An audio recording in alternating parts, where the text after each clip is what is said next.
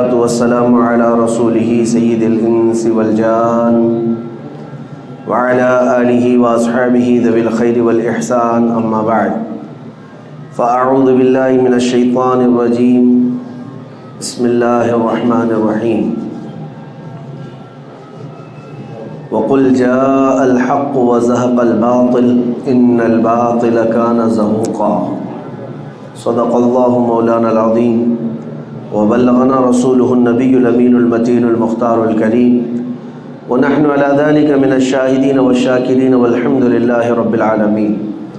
بارگاہ رسالت مآب صلی اللہ تعالیٰ علیہ وسلم میں درود پاک کا ہدیہ پیش کریں۔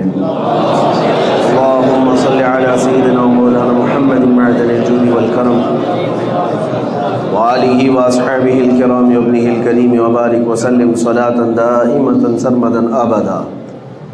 عزیزان گرامی وقار، آج ہم جس دور میں زندگی گزار رہے ہیں یہ قیامت سے قریب کے دن ہیں، اور اس زمانے کے بارے میں اللہ کے حبیب صلی اللہ تعالیٰ علیہ وسلم کی بہت سی بشارتیں ہیں جو بالکل من و عن صحیح ثابت نظر آ رہی ہیں۔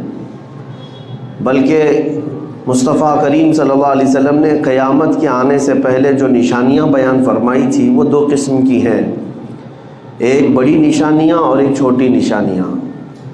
چھوٹی نشانیوں میں تقریباً سب وجود میں آ گئی۔ چھوٹی نشانیاں جن کو علامات صغریٰ کہا جاتا ہے وہ سب دیکھنے کو مل رہی ہیں۔ گناہوں کا عام ہو جانا، حضور پاک صلی اللہ علیہ وسلم نے جو چھوٹی نشانیاں بیان فرمائی اس میں یہ زنا کثرت سے ہونے لگ جائے، شراب نوشی اور گانے بازی کی بہت زیادہ کثرت ہو جائے، ہر گھر سے گانے بجنے لگ جائیں۔ اور پھر اس کے علاوہ جو خاص علامت بتائی گئی تھی وہ یہ بھی ان تلد الامۃ ربتہا، تم دیکھو گے کہ ماں اپنا سردار جنے گی۔ مطلب یہ ہے کہ جو بیٹا پیدا ہوگا اپنے ماں باپ پہ ہی حکومت کرنے لگ جائے، ماں باپ کے اوپر حاکم بن جائیں گے بچے۔ یہ بھی چھوٹی نشانیوں میں سے ہیں، یہ تقریباً وجود میں آ گئی۔ اور ایک نشانی میرے آقا صلی اللہ علیہ وسلم نے یہ فرمایا کہ تم دیکھو گے چرواہے اور چھوٹی قسم کے لوگ بڑی بڑی عمارتوں میں اور کرسیوں پر بیٹھ کر فخر کریں گے، حکومتیں ان کے ہاتھ میں آ جائیں گی۔ جو چرواہے تھے اور ننگے پیر گھومنے والے جو چھوٹی قسم کے لوگ تھے وہ بڑی بڑی عمارتوں پہ فخر کریں گے اور حکومتوں پر بیٹھ جائیں گے۔ تو کیا یہ علامتیں آج ہو بہو ثابت نہیں نظر آ رہی؟ مشرق سے لے کر مغرب تک، شمال سے جنوب تک، آپ یہ موجودہ سیاست کو اپنی نظر میں رکھیں گے اور ہر کنٹری میں آج حکومت اور رولنگ کس کی ہے ایک آپ انالائز کر کے دیکھ لیں تو تقریباً اس میں بیٹھے ہوئے لوگ وہی ہیں جو پچھلے بچھڑے ہوئے ذات کے لوگ ہیں، یا پھر ایسے لوگ کہ اچانک ڈاکہ زنی لوٹ مار سے نکل کر کے وہ حکومت میں آ گئے۔ تو یہ قیامت کی ان نشانیوں میں سے ہے جس کو میرے آقا صلی اللہ علیہ وسلم نے فرمایا۔ عرب کے بادشاہوں کا بھی حال یہی ہے کہ وہ پہلے کے دور کے بدو لوگ قزاق تھے آج کے، اور پھر اب ان کے ہاتھوں میں بے پناہ دولت سرور حکومت ہے، اور ہمارے ہاں بھی یہی حالات ہیں۔ تو ان نشانیوں کے ساتھ ساتھ جو بڑی نشانیاں ہیں وہ قریب ہے آنے کی۔ بڑی نشانیوں میں سے سورج کا پچھم سے نکل آنا، دجال کا ظاہر ہونا، یاجوج ماجوج ایک فوج ہے جو پوری دنیا میں نکل کر تباہی مچائے گی، ان کا آنا، دابۃ الارض ایک جانور نکلے گا قیامت کی نشانیوں میں سے، حضرت امام مہدی کا ظاہر ہونا، حضرت عیسیٰ علیہ السلام کا آسمان سے اترنا، یہ وہ علامتیں ہیں جو بڑی علامتیں کہا گیا۔ قیامت کے آنے سے پہلے یہ بڑی علامتیں، ان کا ہونا ابھی باقی ہے۔ تو یہ بڑی علامتیں آنے سے پہلے کیا کیا ہوگا، بڑی علامتیں ظاہر ہونے سے پہلے کیا کیا ہوگا، ان میں اب جو قریب ہے جو ظاہر ہونے والی علامات میں وہ عالمی جنگ کا ہونا، جس کو میرے آقا صلی اللہ علیہ وسلم نے الملحمۃ الکبریٰ فرمایا۔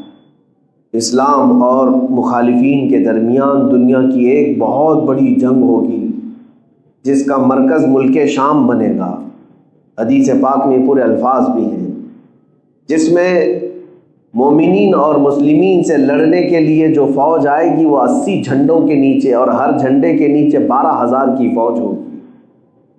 رسول کریم صلی اللہ تعالیٰ علیہ وسلم نے ارشاد فرمایا وہ سارے متفق اور متحد ہو کر اسلام اور مسلمانوں کے خلاف جمع ہو جائیں، اور اس میں مومنین جو بکھرے ہوئے تھے، وہ منتشر جو تھے، وہ جمع ہو کر کے مقابلہ تو کریں گے، لیکن ان کی حالت یہ ہوگی کہ 1/3 حصہ میدان چھوڑ کر بھاگ جائے گا مسلمانوں میں، دوسرے دن دوسرا 1/3 حصہ شہید ہو جائے گا، قتل ہو جائے گا، پھر آخری جو 1/3 حصہ 1/3 بچا ہوگا اللہ اسے فتح عطا فرمائے گا۔ یہ ملحمۃ الکبریٰ جس کو کہا ہے میرے آقا صلی اللہ علیہ وسلم نے، اس کے آثار اب دنیا میں صاف نظر آنے لگ رہے ہیں، اس کی نشانیاں صاف نظر آنے لگ رہی ہیں کہ ہر جگہ دیکھیں کہ دنیا میں اور بھی تو قومیں ہیں، اور بھی تو ادیان ہیں، اور بھی تو مذاہب ہیں۔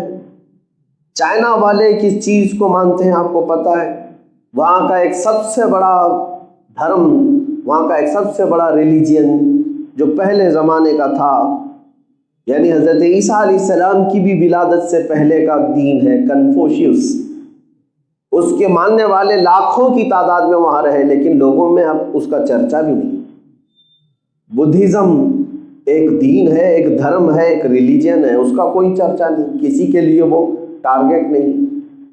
افریقہ کے کئی ایسے ہیں وثنیہ جن کو عربی میں کہا جاتا ہے، ان کے الگ الگ اپنے افکار ہیں، آج بھی وہاں پر بلی چڑھانے کے اصول، یعنی انسانوں کے قتل یا اپنے دیوی دیوتاؤں کے لیے انسانوں کی بھینٹ چڑھانے والے مذاہب آج بھی موجود ہیں، ان کا کوئی ذکر نہیں ہے۔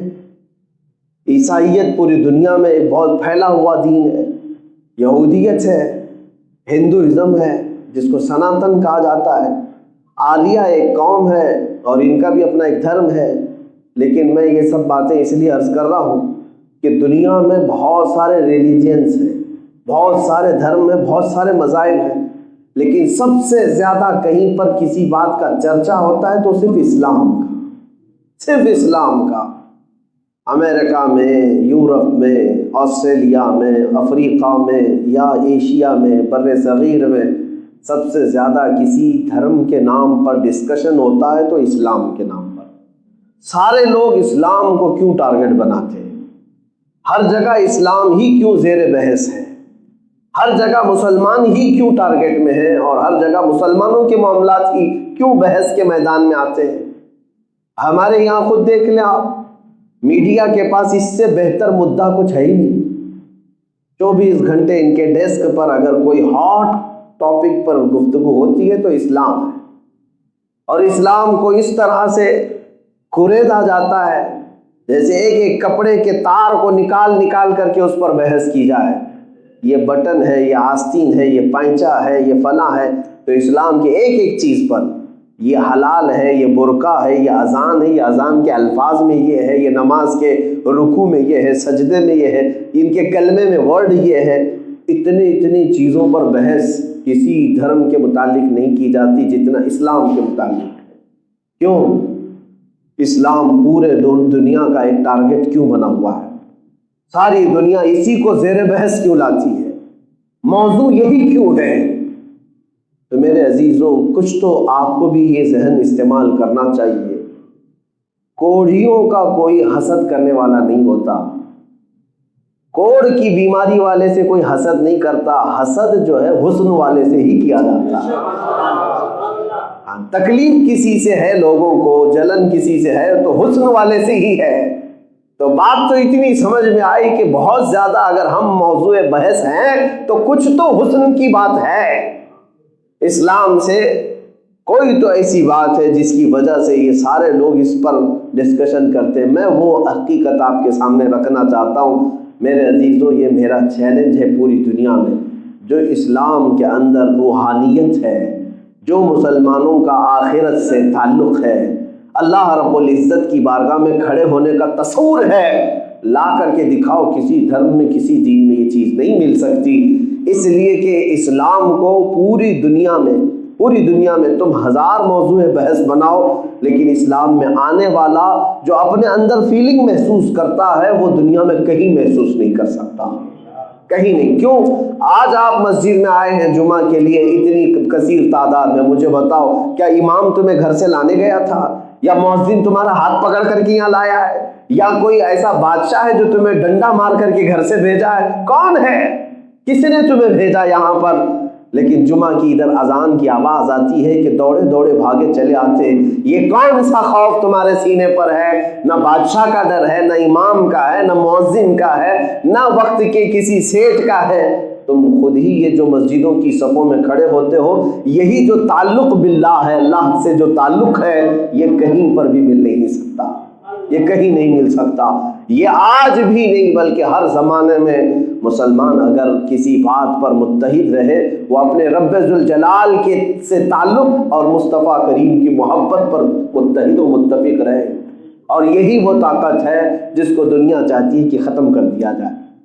یعنی ایک سروے کے مطابق دنیا کا ایک بہت بڑا امیر آدمی، میں نام ذکر نہیں کرتا بلکہ دنیا کے سب سے زیادہ امیروں میں ایک نام ہے، اس نے سروے کروایا تھا کہ انسان کتنے قسم کے ہیں دنیا میں، تو انسانوں کی 3 قسمیں اس میں شمار کی گئی۔ ایک وہ لوگ ہیں جن کو دھرم سے کوئی تعلق ہی نہیں، یعنی وہ دھرم کو مانتے ہی نہیں، وہ ایتھیسٹ ہے، وہ صرف اور صرف انجوائے کرنا چاہتے ہیں لائف میں یہاں پر۔ وہ ان کی تعداد کتنی ہے وہ بھی سروے میں آیا۔ اور کچھ وہ لوگ ہیں جو دھرم میں بٹے ہوئے ہیں لیکن وہ فارمیلٹی کے طور پر، یعنی مسلمان ہیں کہ ہندو ہیں کہ یہودی ہیں عیسائی ہیں، جو بھی دھرم سے ہیں، ایک ان کو فارمیلٹی چاہیے، ایک نام چاہیے کس دھرم سے ہے، اس کے لیے بھی بہت سارے لوگ جڑے ہوئے ہیں۔ یہ دوسری قسم ہے انسانوں کی۔ ایک تو وہ ہے جو ایتھیسٹ ہیں، ان کو کچھ چاہیے ہی نہیں، ان کو نام بھی نہیں چاہیے، وہ مسلمان بھی نہیں رہنا چاہتے، ہندو بھی نہیں، کرسچن بھی نہیں، جیوز بھی نہیں، کچھ نہیں رہنا چاہتے، وہ انجوائے کرنا چاہتے ہیں دنیا میں، بس لائف گزارو اور چلے جاؤ۔ ایک قسم یہ انسانوں کی۔ دوسری قسم ایسی ہے وہ دھارمک تو ہے، یعنی مذہب تو ہے لیکن فارمیلٹی کے اعتبار سے بس نام، مسلمان ہے تو مسلمان، بس نکاح میں مسلمان رہے گا، جمعہ میں رہے گا، عید میں رہے گا، یا اپنے گھر کی کسی ویکیشن میں، اوکیشن میں، اس طرح سے وہ اپنے دین کو، دھرم کو وہاں پر عمل میں لائے گا۔ یہ فارمیلٹی والے، اسی طرح ہندوؤں میں بھی کبھی کبھار گھنٹی بجا کر کے آ جائے گا، ہولی دیوالی میں وہ ہندو نظر آئے گا، کرسچنوں میں بھی ایسے بہت سارے ہیں۔ تو یہ دوسری قسم ہو گئی۔ اور تیسری قسم ہے انسانوں کی، تو وہ جس نے ریسرچ کیا یا سروے کیا وہ کہتا ہے کہ انسانوں میں یہ لوگ ہیں، دے آر ویری ڈینجرس، سب سے زیادہ خطرناک لوگ ہیں یہ۔ کہا کہ وہ کون لوگ ہیں؟ کہتے ہیں ایک قسم دنیا میں ایسی ہے جو صرف دھارمک نہیں بلکہ وہ اپنے دین کے لیے جان بھی دینے کو تیار ہوتے ہیں، مرنے کے لیے بھی تیار ہوتے ہیں، مارنے کے لیے بھی تیار ہوتے ہیں۔ اور یہ کتنے ہیں؟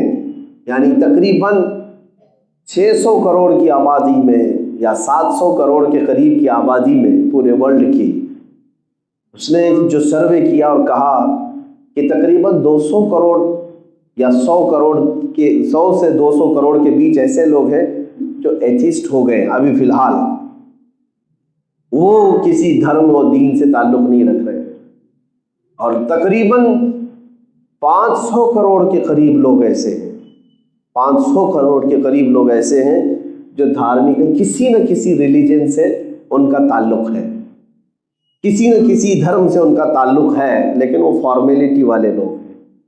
اور پھر کہا پوری دنیا بھر میں 50 کروڑ یا 100 کروڑ لوگ بھی نہیں ہوتے جو پورے کے پورے دھرم سے تعلق رکھتے ہیں، پورے کے طور پر یعنی مذہبی ہیں، جیسے اس میں علماء ہیں، اس میں پنڈت ہیں، اس میں بہت سارے جو مذہبی لوگ ہیں۔ لیکن ساتھ میں سروے میں یہ بھی کہا گیا جن کو ویری ڈینجرس کہا گیا ہے، جو دنیا کی چھوٹی سی آبادی میں ہے، یہ لوگ دھرم کے لیے بہت ہی زیادہ سخت ہوتے ہیں، تسلط ہے ان کے اندر، ان میں بھی اس نے کہا کہ جس میں پورے کے پورے جو لاسٹ والے طبقے میں 90%، 10% کو چھوڑ کے یہ سارے دین والے لوگوں کی بات ہے، عیسائی بھی ہیں، یہودی بھی ہیں، سب ہیں اس کے اندر جو ویری ریلیجیس ہیں، بہت زیادہ مذہبی ہیں، ان میں بھی 90% ایسے ہیں جو اپنے دین پر، اپنے مقدسات پر، اپنے خدا پر جان دینے کے لیے جو تیار ہے، 90% صرف مسلمان، باقی 10% میں پوری دنیا ہے۔ یہ چیز جو ہے دنیا کہتی ہے کہ یہ جو اس کا احساس ہے، یہ جو تعلق ہے اپنے رب سے، اپنے رسول سے، یہ ایسی چیز ہے جو اس کے سامنے جان سے بھی زیادہ بڑھ کر کے اہمیت رکھتی ہے۔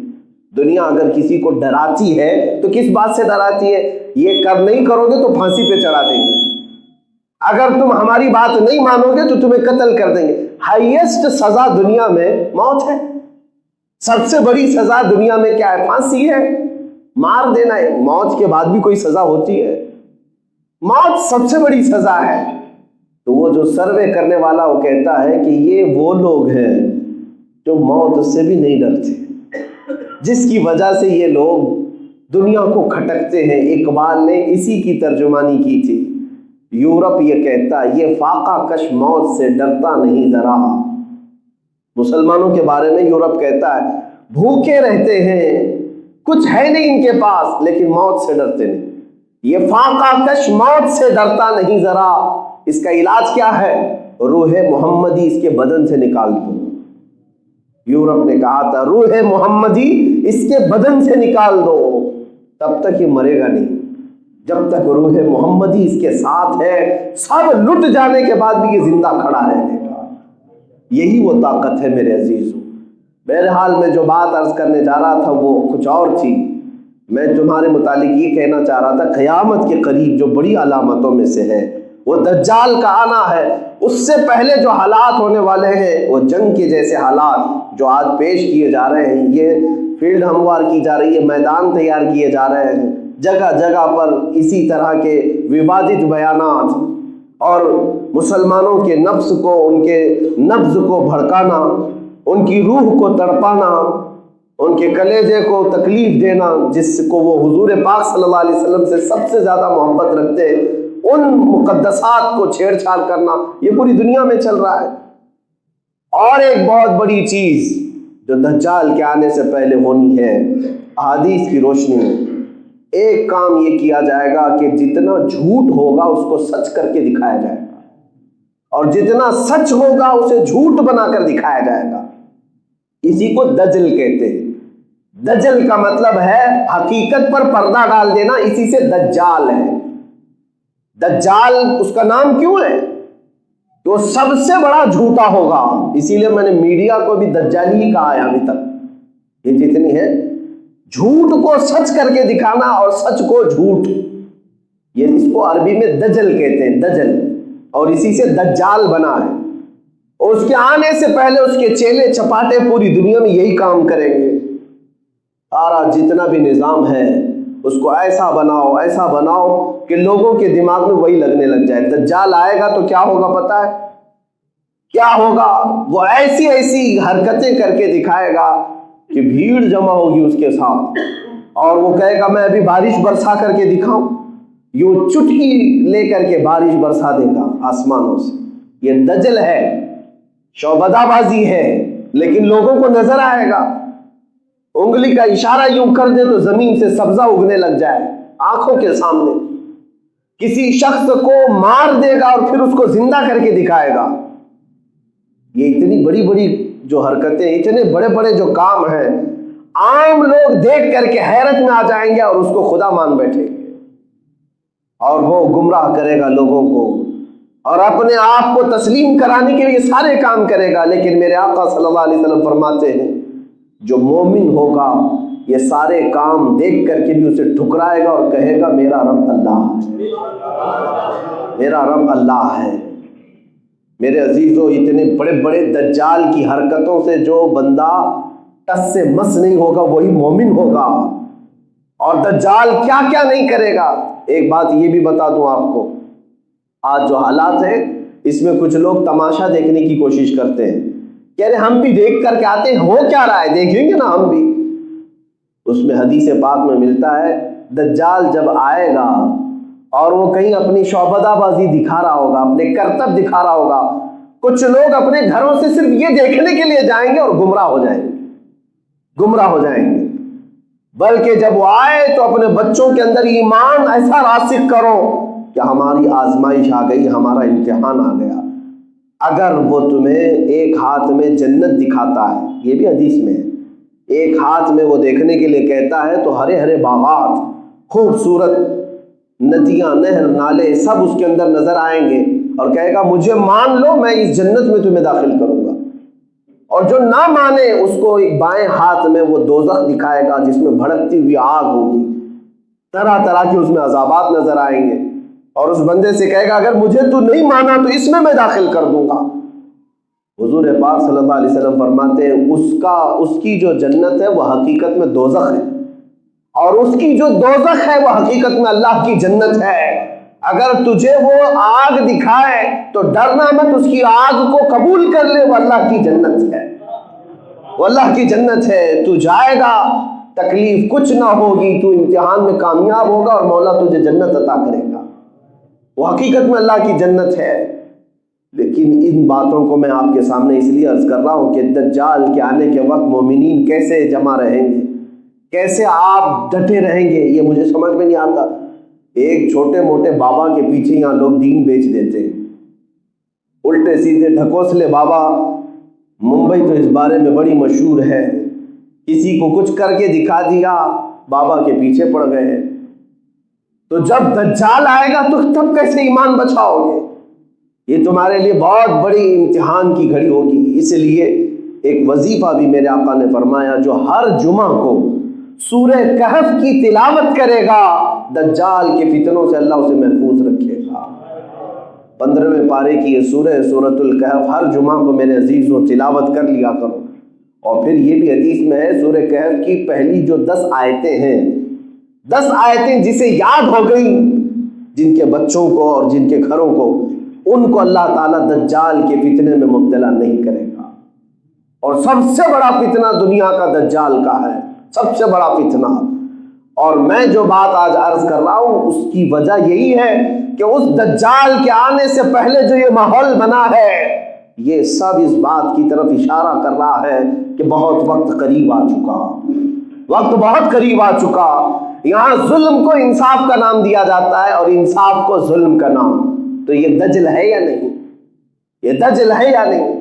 مظلوموں کو ظالم بنا کر کے پیش کریں گے اور ظالموں کو مظلوم بنا کر پیش کریں گے۔ یہ دجل ہے یا نہیں؟ یہ جھوٹ، حقیقت پر پردہ ڈالنا۔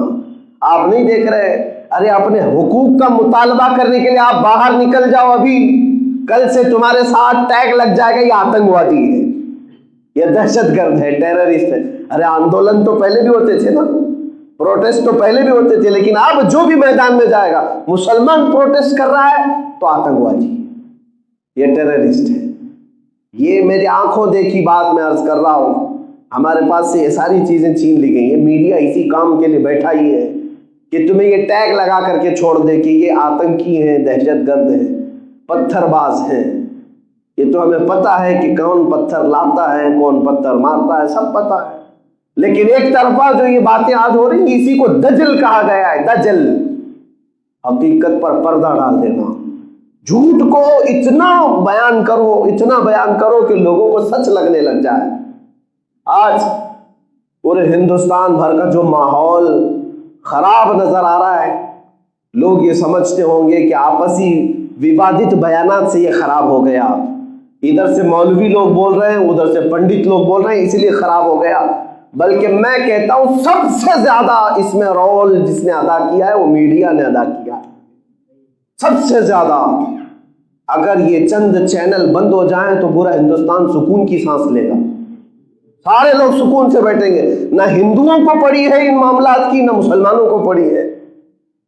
آج جو حالات پورے ورلڈ میں پھیلا دیے گئے، مجھے بتاؤ کیا یہ صرف اور صرف ہمارے پروٹیسٹ کی وجہ سے آج پوری دنیا بھر میں ہمارے ملک کے متعلق آلوچنا ہو رہی ہے؟ نہیں، یہ سارا کا سارا نظام میڈیا نے خراب کیا ہے۔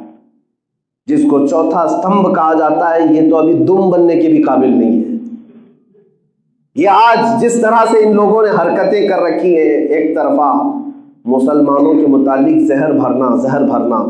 میں نے تاریخ پڑھی ہے، آج سے 100 سال پہلے ہٹلر کے زمانے میں جینوسائیڈ جس کو کہتے ہیں، نسل کشی، یعنی کسی ایک قوم کو پورا کا پورا ختم کرنے کے لیے جو پلان بنائے جاتے ہیں، وہ 10 سٹیپ پر کام کرتے ہیں لوگ، اور اس میں وہ ساری حرکتیں ہٹلر کے زمانے میں بھی ہوتی رہی۔ پہلے اس نے یہودیوں کے متعلق ہیٹریٹ بہت زیادہ پھیلایا، بہت زیادہ، جگہ جگہ یہودیوں کے متعلق نفرت، یہاں تک کہ عام راستے سے گزرنے والا بھی اس کا شکار ہو گیا۔ آج یہی حرکتیں ہو رہی ہیں۔ اتنا بولو کہ ہمارا جو ہندوستان میں رہنے والا سادہ نوجوان ہندو کیوں نہ ہو، وہ دیکھ کر کے ڈرنے لگ جائے، ارے یہ مسلمان ہے، اسی کے بارے میں تو صبح سے سن رہا تھا، کل بھی سن رہا تھا، یہ لوگ مارتے ہیں، یہ لوگ قتل کرتے ہیں، یہ لوگ آتنکی ہوتے ہیں، دہشت گرد ہوتے ہیں۔ بتاؤ ہماری اس امیج کو سب سے زیادہ کس نے خراب کیا؟ یہ صرف اور صرف میڈیا کا رول ہے۔ لوگ کیوں نہیں سمجھتے؟ آج ان گستاخوں کے خلاف تو ہم کھڑے ہیں، لیکن میں کہتا ہوں ان کی گستاخی کو پروموٹ کرنے والے سب سے زیادہ یہ دجالی میڈیا ہے۔ یہ اگر آج ہم نہیں سمجھے تو یہ سب کو سب ایسے نفرت میں، ایسے زہر میں گھول کر کے چلے جائیں گے۔ ان کا کیا ہونا ہے؟ ان کا چینل چل رہا ہے مسلمان کے نام سے، چینل چل رہا ہے مسجد کے نام پر، چینل چل رہا ہے ہمارے مینار، ہمارے گنبد کے نام پر۔ دیکھو آپ، ان کی ساری روزی روٹی مسلمانوں کے نام پر ہی چل رہی ہے۔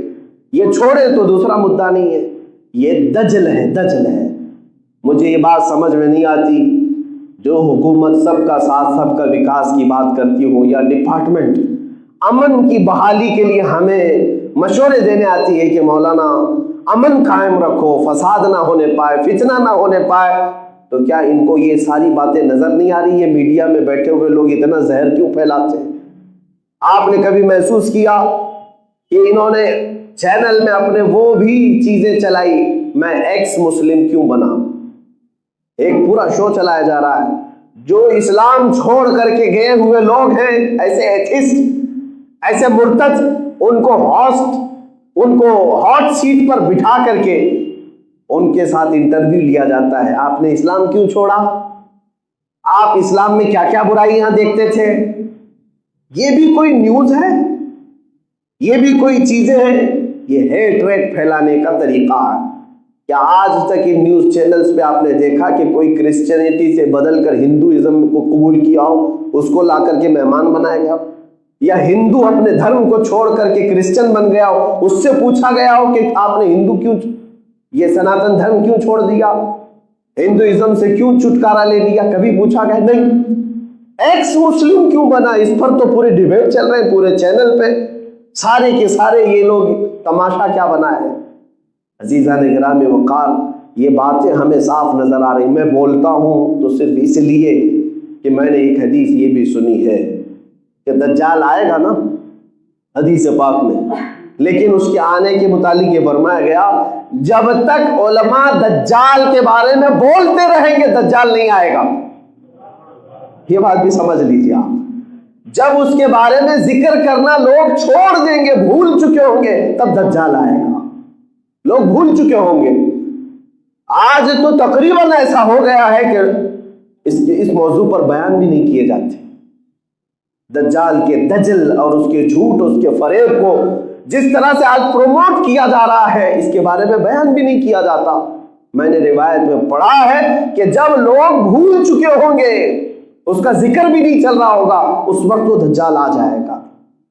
میں اسی لیے بار بار ذکر کرتا ہوں کہ مولا ہماری زندگی میں وہ فتنہ نہ آئے، ہمیں اس فتنے میں مبتلا نہ کرے، اس لیے کہ حضور پاک دعا کرتے تھے اللہم ان اردت فتنۃ بعبادک فاقبضنا غیر مفتونین۔ اے مولا اگر تو اپنے بندوں میں آزمائش کا ارادہ کر لے، حضور کی دعا ہے، اگر تو آزمانے کا ارادہ کر لیا ہے اپنے بندوں سے تو مولا اس آزمائش سے پہلے تو مجھے موت عطا فرما دے، اس آزمائش میں اترنے سے پہلے ہمیں تو اٹھا لے۔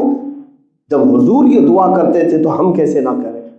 اسی لیے میرے عزیزوں، آج جس طرح کے یہ ماحول پیدا کیے گئے ہیں، یہ ہمارا امتحان تو ہے، ہماری آزمائش ہے، لیکن میں آج جتنی بھی باتیں کہا ہوں یہ سب کان کھول کر کے سن لیں گے۔ میں آپ کو یہ باتیں صرف اتنی نہیں کہ آپ حاضرین سن رہے ہیں، دور تک بھی یہ لوگ سنتے ہیں۔ میں بھرپور مذمت کرتا ہوں اس ہیٹ ریٹ پھیلانے والے دجالی میڈیا کا کہ جی تم لوگوں نے پورے دیش کے ماحول کو خراب کر رکھا ہے، سب کے امن کو غارت کر رکھا ہے۔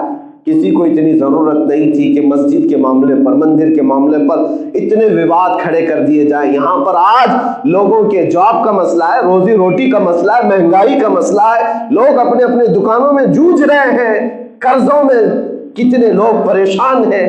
ان کے مداوا کرنے والا کوئی نہیں، ان کے متعلق پوچھنے والا کوئی نہیں۔ آج حقیقت یہ ہے کہ ہماری جی ڈی پی کا حال کیا ہے، ارتھ ویوستھا کا حال کیا ہے، اکنامی کیا سے کیا ہو رہی ہے، پورا انٹرنیشنل ہماری امیج کیا بن رہی، اس سے کوئی غرض نہیں، لیکن یہ ہے کہ یہ چند ظالم ہمیں لڑا کر کے دیش کے ماحول میں آگ لگا کر یہ باہر بیٹھے دیکھتے رہے کہ کیسے لڑ رہے ہیں لوگ، کیسے لڑ رہے ہیں، پتھر بازی عام لوگ کرتے رہے اور یہ وہاں بیٹھ کر کے دیکھتے رہے۔ یہ تمام حالات میں تمام دیش واسیوں سے بھی کہوں گا کہ آج سنبھل جاؤ، یہ ہمارا وطن عزیز ہے جس کو ہمارے پرکھوں نے اپنے خون سے سینچا ہے۔ تمہیں پتہ بھی ہے کہ اس دیش کے لیے کتنی قربانیاں ہوئی ہیں، سبوں کی ہوئی ہیں، سبوں کی قربانیاں۔ 1 لاکھ سے زیادہ لوگ قتل ہو چکے ہیں، 1.5 لاکھ کے قریب آزاد کرانے کے لیے اس بھارت کو کتنی جانیں گئی ہیں۔ 30,000 علماء کو درختوں سے لٹکایا گیا تھا، کشمیر سے لے کر دلی تک ہر درخت پر ایک عالم کی لاش بھی نظر آتی تھی۔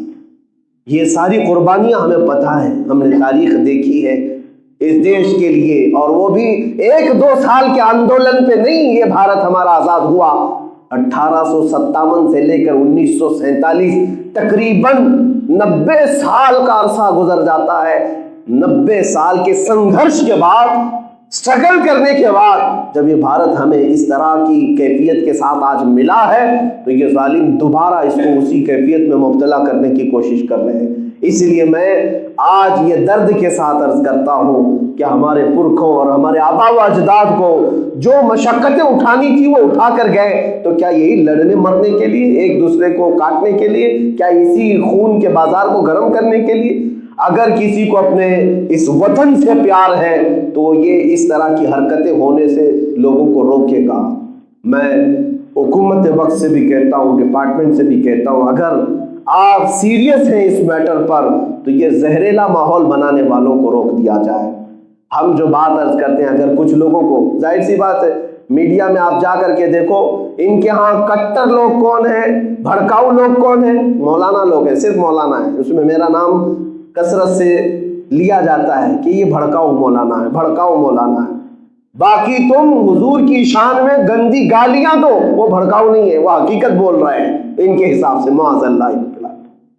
ان کے ہاں فریڈم آف ایکسپریشن ہے، حضور کو گالیاں دو، قرآن کو گالیاں دو، اللہ کو گالیاں دو، اسلام کو گالیاں دو، یہ سب فریڈم ہے۔ اور ہم ڈیفنس میں کچھ بات کریں تو یہ بھڑکاؤ، یہی تو دجالی نظام ہے، یہی تو مظلوم کو تم ظالم بنا کر پیش کر رہے ہو اور ظالموں کو حق کی آواز اٹھانے والا کہہ رہے ہو جو ظالم ہے۔ ایک بات میں آپ کو بتاؤں، اتنے زمانے میں میری تقریریں سننے والے لوگ بھی موجود ہیں، ہمارے پاس بھی اسٹڈی ہے، ہم بھی کئی دھرم اور کئی ادیان، کئی ریلیجین کو پڑھے ہوئے ہیں، ہم نے کبھی وہ تاریخ اٹھا کر کے آج تک رکھی نہیں کہ تاریخ میں فلاں جگہ یہ ہے، رام نے سیتا کے ساتھ کتنی عمر میں شادی کی، کرشنا نے، یہ لکشمن نے کتنی عمر میں اپنی شادیاں کی ہیں۔ یہ سب تاریخ ہم بھی پڑھے ہوئے ہیں، ہم بھی پڑھے ہوئے ہیں۔ ہر ایک کا اپنا فیتھ ہے، ہر ایک کا اپنے دھرم سے لگاؤ ہے، تو کیا ہم ان تمام چیزوں کو ڈیسک پر لے کر کے بیٹھے ہوئے ہیں؟ میرے پاس تاریخ ہے، عیسائیوں کے 1-2 نہیں، میں 10 تمہارے سامنے پیش کر کے رکھ دوں۔ سینٹ آگسٹین، راجا رچرڈ، ہینری، یہ سب وہ نام ہیں جنہوں نے 8 سال کی لڑکیوں سے شادیاں کی ہیں، 7 سال کی لڑکیوں سے۔ تاریخ میں یہ بھی موجود ہے۔ سناتن دھرم جس کو یہ لوگ کہتے ہیں، ان میں بڑے بڑے ان کے پرکھوں کی متعلق میں بتاؤں 6 سال کی لڑکیوں سے بھی شادی ہے، 10 سال کی لڑکیوں سے بھی شادی ہے۔ وہ زمانہ تھا، اس زمانے میں میچورٹی لڑکیوں کی اس طرح ہو جاتی تھی۔ ہم نے کبھی ان تمام چیزوں پر اعتراض نہیں جتایا، لیکن یہ پوری دنیا کو بیوقوف بناتے ہیں۔ نبی پاک صلی اللہ تعالیٰ علیہ وسلم نے ماں عائشہ صدیقہ سے 9 سال کی عمر میں شادی کی، ایسا کر دیا، بچی سے نکاح کر لیا، بچی سے۔